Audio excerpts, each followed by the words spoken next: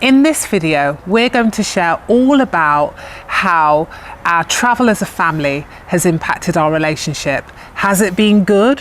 Has it been bad? Well, stay tuned, we'll let you know. What you know about? Yeah. Yeah.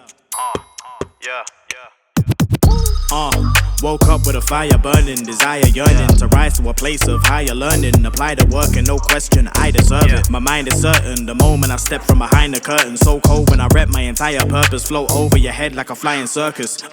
Yo, I never been lying, never been mediocre with the rhymes. Never will see a moment when I'm sleeping on it, cause I keep it potent with the lines. Leave them over to the side. When you're moving abroad as a family, and you both are essentially digital nomads, we're working independently, we don't have a job in a Portuguese company, so we're spending a lot of time together, both working together, having our family with 3 kids together here in Portugal. And there's a lot of different pressure points that you're not even thinking about when you're moving abroad from a more traditional life, that you're first experiencing once you're moving abroad like this. I will say that I have never done as much work on myself, on my relationship, or you having done as much work on yourself as we have during this period in Portugal. Now, I've always been one for self-development. It's part of who I am. I always look for ways to improve and grow as an individual, and I have a real growth mindset, and that's how I approach my life. However, coming here, the person who I came here as, I'm definitely not the same. Yeah, and let's dive into the types of things that change when you're a traveling family. I think one of the big things to admit is you are the one person across my entire life that I've spent the most time with. It's a good thing though, right? Especially after this stage. So it's definitely not the traditional way you would be looking at marriage, where you basically just see each other in evenings and weekends. Yeah. So we've definitely upped the time spent together to the maximum possible. Yeah, particularly because when we came to Portugal, it was the height or peak of COVID. Yeah. So already we were starting to spend a lot more time together. We had the children at home, they'd closed the schools and nurseries. So already there, our dynamic shifted. And it was really interesting then moving to Portugal and realizing things like, wow, our different ways of viewing the world, the lenses through which we see the world, our past experiences, the way we were brought up, our cultural differences, you being Danish, all have a bearing on how we communicate, how we see different challenges that we encounter while we are here. And it's certainly been very eye-opening for us. So whilst we have been here, we have looked at ways in which we can grow as individuals and understand each other better.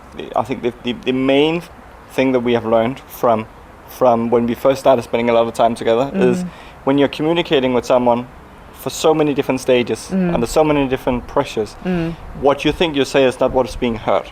Not always, no. And I think what we have really learned is many different ways where that is applicable, where it's, you are not just learning a lot about your partner, about a new country you're moving to, about how it is to run a family of 5 members, where we came as 4. So we have expanded our family while being here as well. But also there's just so much more depth into how you get the best out of your relationship. Yeah, absolutely. And one thing I would say is you arrive and there are pressures and challenging scenarios that you face. And certainly you think you know yourself and how you will respond to certain challenges. But actually you don't. There are many blind spots and many areas which you truly don't know how you're going to react in that situation until it actually happens to you. So there's many situations where, for example, there's been a challenging situation and you've responded differently to how you thought you might respond and how I thought you might respond, for example. So then it's kind of getting to know a whole different side of yourself and understanding if that side of yourself is actually a productive side of yourself and going to help you move forward past the challenge. And it's not always the case. So it could mean that it might spark disagreements or arguments or communication issues which didn't exist before. Yeah, but I think that it's also when you are moving abroad and you're doing with a family, you have a lot of responsibilities. Yeah. You have a lot to live up to. Yeah. Then you have the complexity of that you don't exactly know how things are working. Yeah. And then that means that you'd have a lot of unpredictability. Yeah. That things are just more. It's much harder to just predict how things are going to go. Yeah. So you don't really know when you're going to be hit with a surprise of some sort. Yeah. And then on that, then you still have to be productive and try to make progress and have to make self-development and try to focus on the best for the kids and for your wife. And like, there's lots of different elements that still have to perform. It's just becoming more complex and more intense. Definitely. And you really have to learn how to trust each other because you rely on each other so much more. Yeah. You don't have a stronger network as the one you left. In fact, you have to build it from scratch. Yeah. So with that also means that you rely on your partner so much more, even though we are individuals and individually we're very independent. You become dependent in ways that you never had that dependency before. And sometimes mentally it's very hard to make that adjustment to, okay, now I have to rely on you, and that doesn't sit very comfortably with me. And that's been quite a challenge, certainly for myself, where, you know, I've spent most of my life being independent and doing things my way and solving challenges and problems in a certain way. And then you have many variables when you have children. For those who do have children, you know, they all come with their own variables, and then it's this huge complex family life with lots of things that are outside of your control. And it takes a certain togetherness and trust and strong communication to be able to navigate those things. But I also think, like, if you look at a traditional boring life, you stay in the same country for the duration your whole life. The duration of when you're raising your kids, at least, then that's already hard enough. Yeah. And in that situation, many are fortunate enough to have family members, grandparents, or whatsoever that can help with the kids and help support you, and which you might be able to mirror yourself in. And also when you get to different challenges, you might be able to mirror yourself in other people's choices of how they've come through different periods. When you're doing this abroad, there is no such thing. Yeah, like you it's might no blueprint. You might find friends and stuff like that. You can rely upon what they've gone through, but you don't have that same level of blueprint. It's not tested in the same way. You don't know if you can rely on it in the same way. So you're basically learning to rely on your partner much more. Yeah. So it's make it or break it. Like you really the intensity is much deeper, because you instead of just spending a limited amount of hours as you would normally, then you are relying on each other for so many more things and so much more depth. So it's really important to be ready for that, I think. Yeah, and I think what I would say is our relationship has never been stronger, because in our life in London, let's say, there's no room to spend time reflecting on who you are as a person, your relationship, because you get into a routine, and the rhythm, the pace of life is so quick that you're very focused on, you know, are the kids ready for school? What do I have to deliver for work? What are we having for dinner? And the pace is so quick that you don't have a chance to actually sit back and reflect, acknowledge your achievements, or think through challenges. And I think this has really been here, has really given us an opportunity to sit back and look at ourselves and who we are, and those areas where we want to grow and develop individually, but also as a couple, and actually spend the time on working through those things. And we do that in a multitude of different ways. That's kind of looking at our strengths as a couple, acknowledging those, but also looking at where perhaps the communication isn't as good as it could be.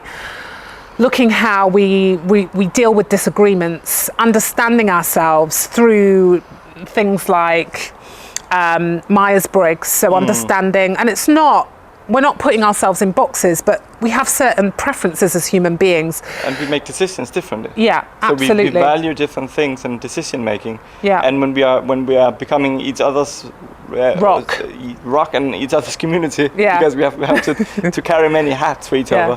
other, then it also just you really start to notice that you're making different decisions, different ways, and you start to notice the differences. And I think it's really important when you're doing that to really stay curious. Yeah. Because you're going to learn, like, before coming to Portugal, we've been together for like 7-8 years. Yeah. And now we've been in Portugal for more or less 3 years, and we are still learning new things about each other that we didn't know Yeah. 10 years in. So I think it's super, and we've been through a lot together. Yeah. So I think that it's very important to stay hungry to keep getting to know your partner, and don't assume that you know the person you're with. Yeah, that's true. That's a really good point.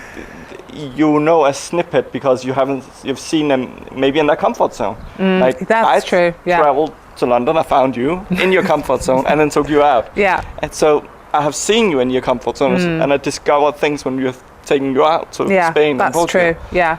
You get to see more dimensions of yourself Yes. and your partner, and they're not necessarily always going to be things that align with you or things that you agree with.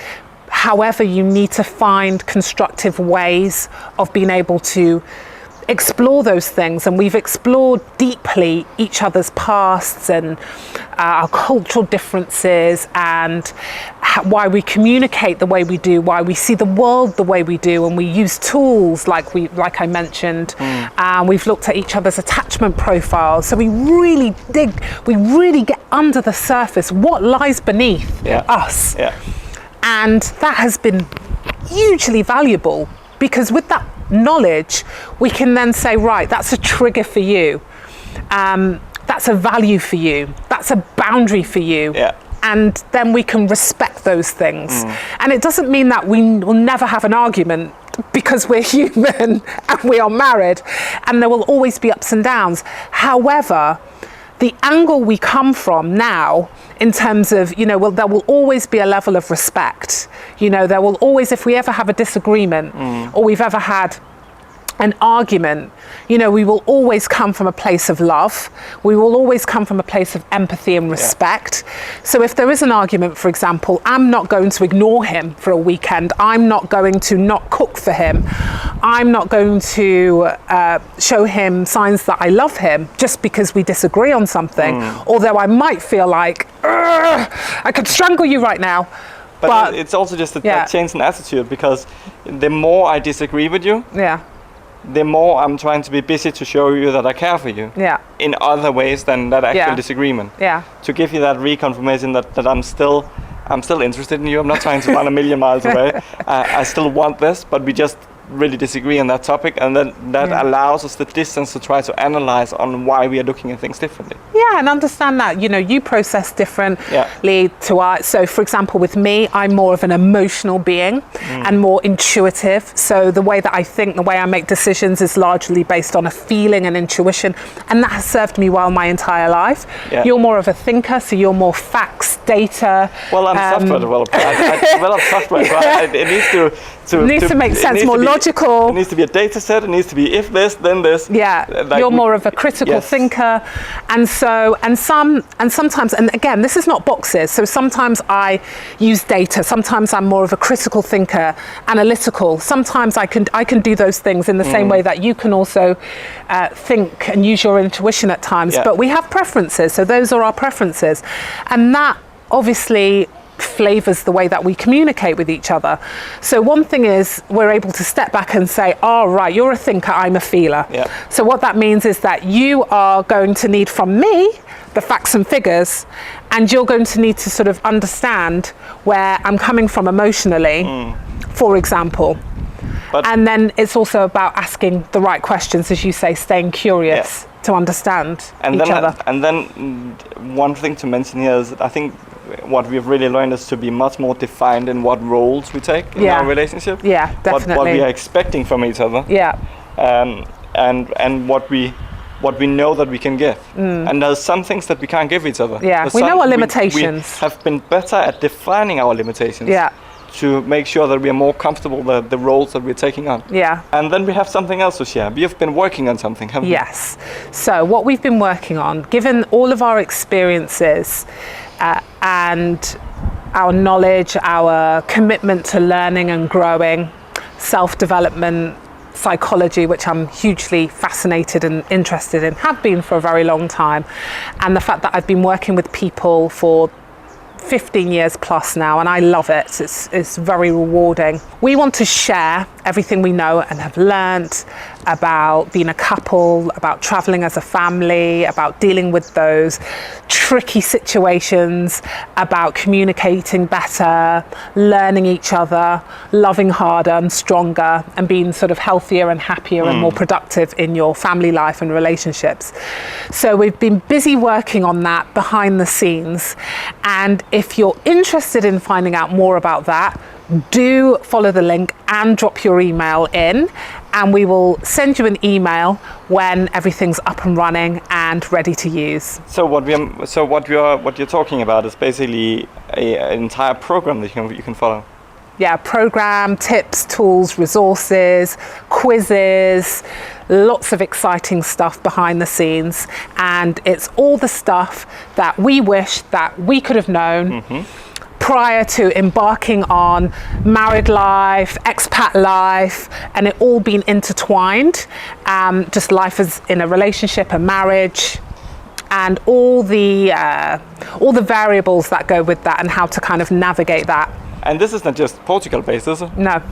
It's much more focused on just the different pressures that you can go through that we've really learned through those years we've lived here. Yeah. And on top of that, you've also taken a coaching course. Yeah. So I'm a credentialed professional coach, just as one of the things that I do. One of your side knowledges. Yeah, one of the things that I do. But yeah, it's going to be good. So if you have liked what you have seen in this video and you want to see more, then definitely don't miss out. Drop your email in and it's coming your way soon. Thank you so much for watching. Take care, stay safe, and we'll see you in the next one. Oh, before we forget, if you like this video, like it. If you aren't already subscribed, subscribe. What are you waiting for? And if you haven't already watched the rest of our videos, then do so. And if you have any comments that you want to share about life, relationships, family life, your own experiences, we love to hear them. We love to read them. Drop them in the comments, and we'll see you soon. Take care. Bye for now.